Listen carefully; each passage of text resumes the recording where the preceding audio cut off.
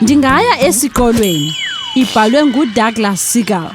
Imifanekiso nguKay Widowson. Ndiya esikolweni. Kusasa utata wam undisa eklasini yam. Ndiziphathela ngokwam ityesi yesidlo sasemini.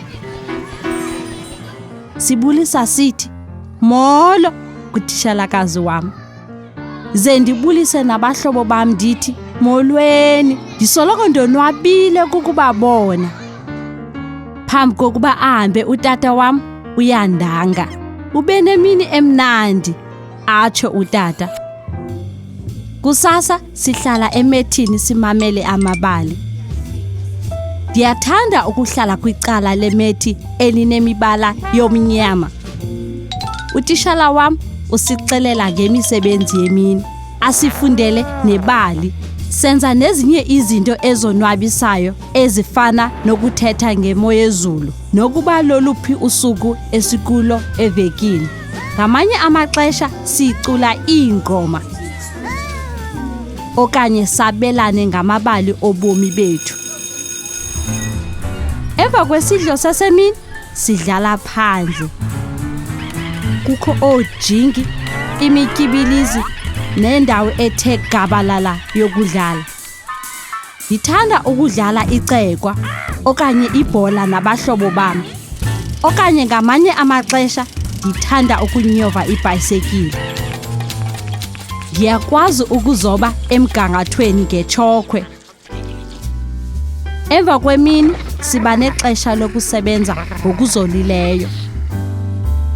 Ukudlala iphazile yeyona nto ndiyithandayo. Ngamanye amaxesha ndihlala esitulweni esitofotofo ndifunde incwadi.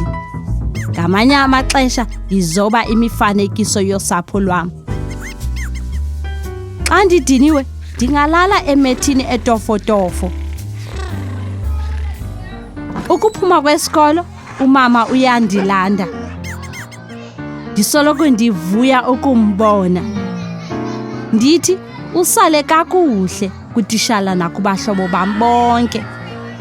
Ndifike ndibonise umama wam omnye umsebenzi endiwenzileyo.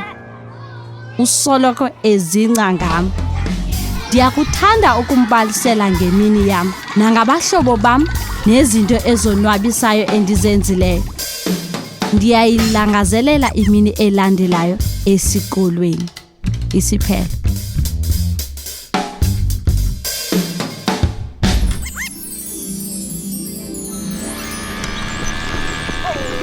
Moving picture books, magically bringing storybooks to life.